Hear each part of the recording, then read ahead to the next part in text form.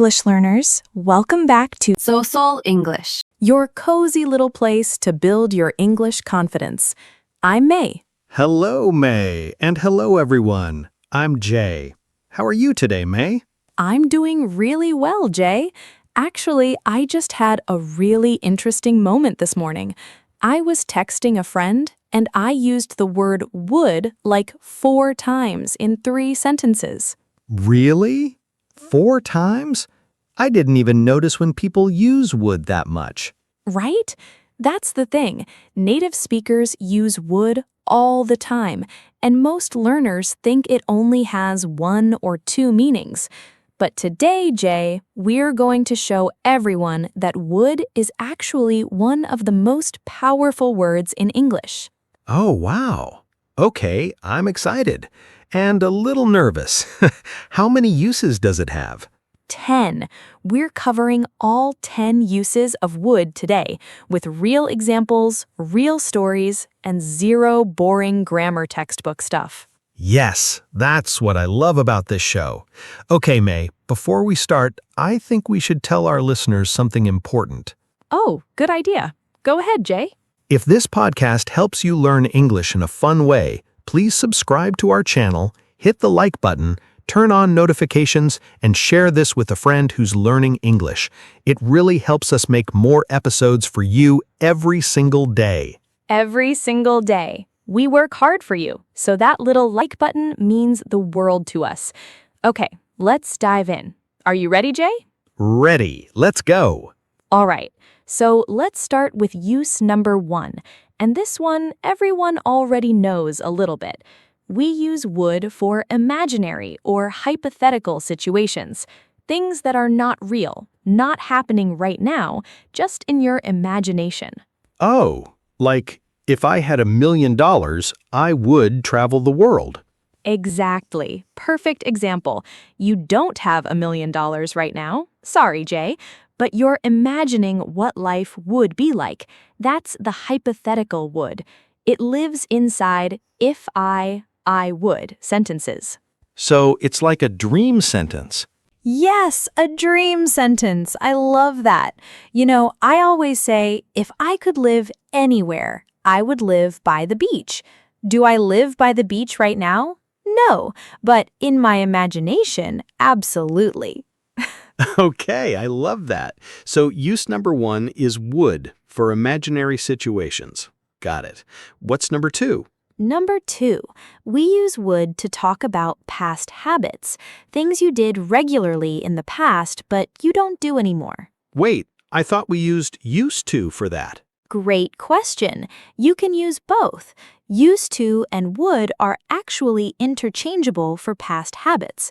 So instead of saying, I used to walk to school every day, you can say, I would walk to school every day. Oh, interesting. So would can replace used to. For habits, yes. But here's the key.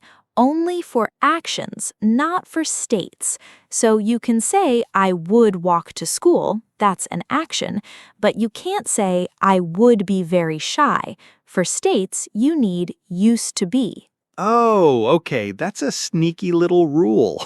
It is. And this is where things get interesting, because most textbooks don't even mention this difference. When I was a kid, my grandma would make pancakes every Sunday morning, every single Sunday. That smell would fill the whole house. I can still remember it. Oh, that's so sweet. And you used would twice just now. I did. That's how natural it is. Use number 2, past habits. Moving on, number 3, we use would for polite requests. Oh, like at a restaurant? Exactly. Instead of saying, give me water, which sounds a little harsh, you say, would you bring me some water, please? It's softer, more polite, more natural. So would you makes things more polite. Yes. Would you help me? Would you mind closing the door? Would you like to sit down? These all sound warm and respectful. It's one of the most important uses in everyday life, honestly. I use can you a lot. Is that wrong? It's not wrong, but would you sounds more polite and more native. Can you is more casual. In a professional setting, would you is always the safer, more impressive choice. Good to know. Okay, what's number 4? Number 4, would for offers. When you want to offer something to someone, you say, would you like? You mean like, would you like some coffee?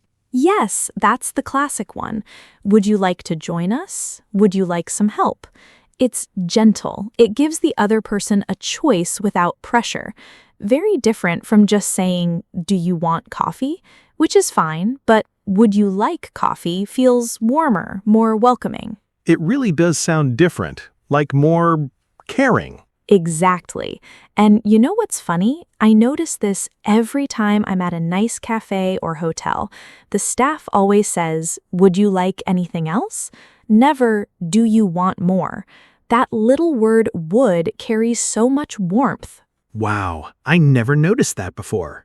Okay, use number 5. What is it? Number 5, would for preferences. This is when you use would with rather or prefer, like, I would rather stay home than go out tonight. Oh, like choosing between two things? Exactly. Would rather means you prefer one thing over another.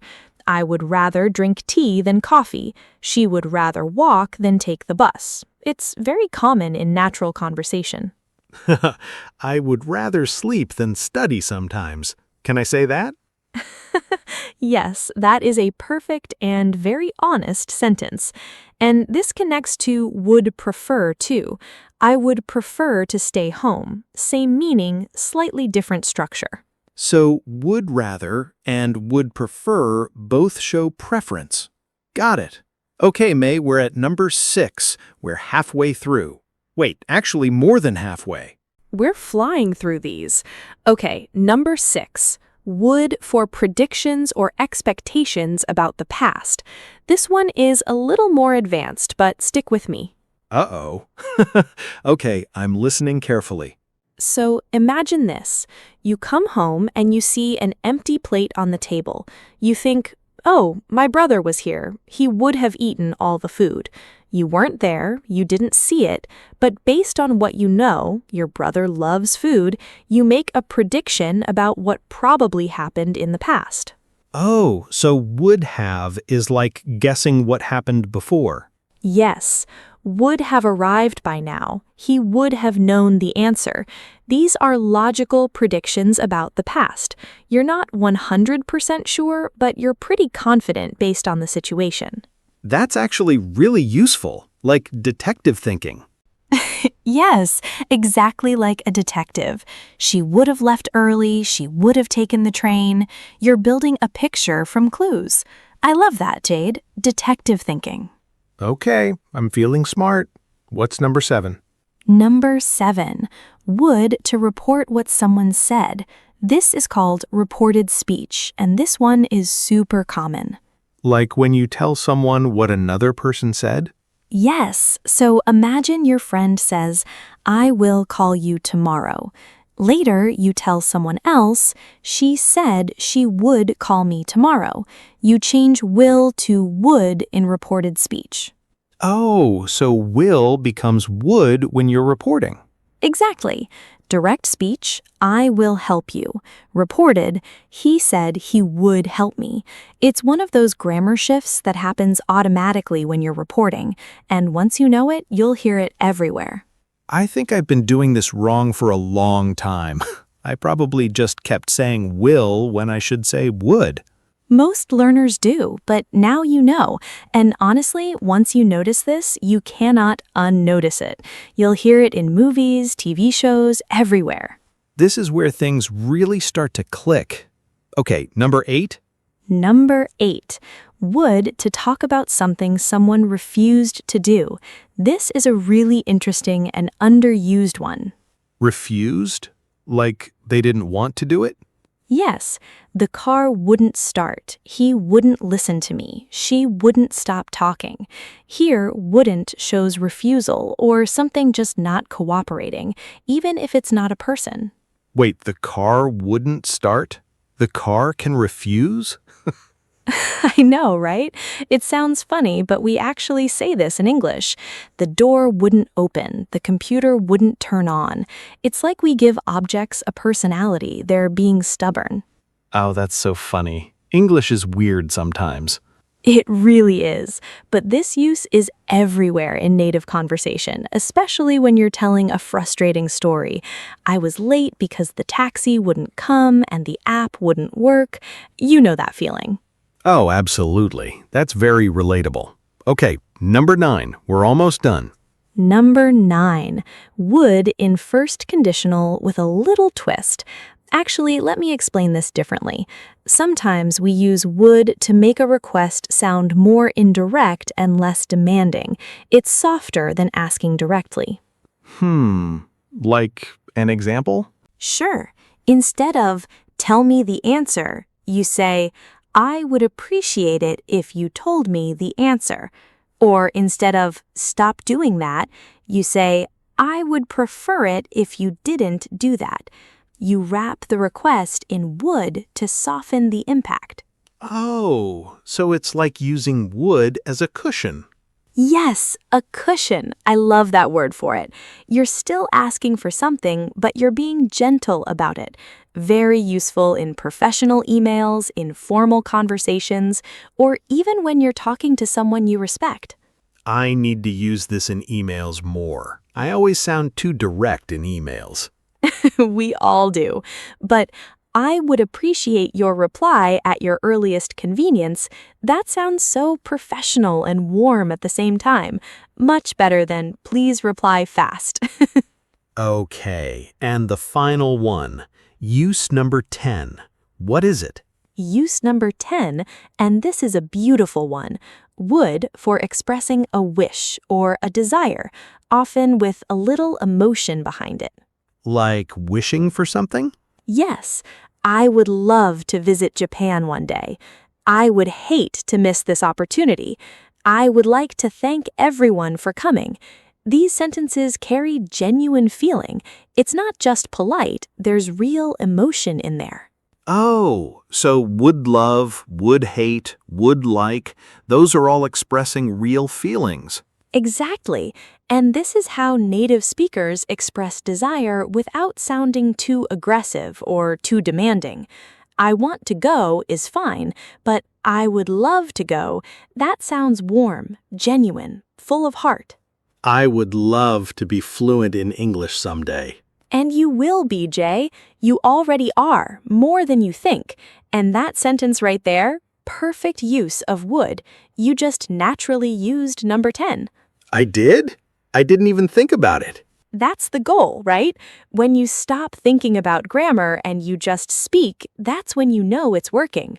Okay, May, can we do a quick recap because I want to make sure everyone has all 10 in their head.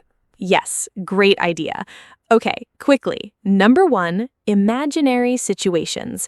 If I had time, I would travel more. Number 2, past habits. We would play outside every evening. Number 3, polite requests. Would you help me, please? Number 4, offers. Would you like some tea? Number 5, preferences. I would rather stay home. Number 6, past predictions. She would have finished by now. Number 7, reported speech. He said he would come. Number 8, refusal. The door wouldn't open. Number 9, softening requests. I would appreciate it if you could help. And number 10, expressing wishes and desires. I would love to learn more English. 10 uses, 1 word. Would. That is incredible. It really is. And here's the thing. You probably already know most of these. You just didn't realize it was all the same word doing different jobs. That's the thing about English. 1 word can do so much. Exactly. And the more you listen, the more you'll catch these naturally. Podcasts like this one, movies, shows, real conversations. Just keep exposing yourself to real English, and it will all start to make sense. And speaking of this podcast, May, I think it's time to remind our listeners something. Me? Go ahead. If you enjoy learning with us, please subscribe to the channel, give this episode a like, share it with one friend who's learning English, and turn on the bell so you never miss an episode. We are here every single day for you. Every single day. We genuinely love making this for you, and your support means everything. It keeps us going. Okay, May, before we close, what's the comment challenge today?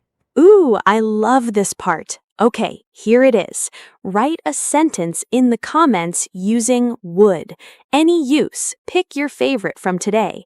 It could be a wish, a polite request, a past habit, anything.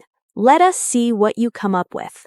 Yes, show us your sentence. We read the comments, we really do, and we love seeing your progress. And if you're feeling brave, use 2 or 3 different would uses in one comment. Let's see who can do it. Challenge accepted. I would try that if I were a listener right now. Look at you, hypothetical would and all. Jay, you're basically a native speaker at this point. Don't tell everyone, they'll expect too much from me. Okay, English learners, that's a wrap on today's episode. Thank you so much for spending this time with us. You showed up, you listened, you learned, and that matters. We'll see you in the next episode. Keep practicing, keep going, and remember, every day you listen is a day you grow. Take care of yourselves. We'll be back tomorrow. Same place, same good energy. Bye for now. Bye, everyone. See you next time.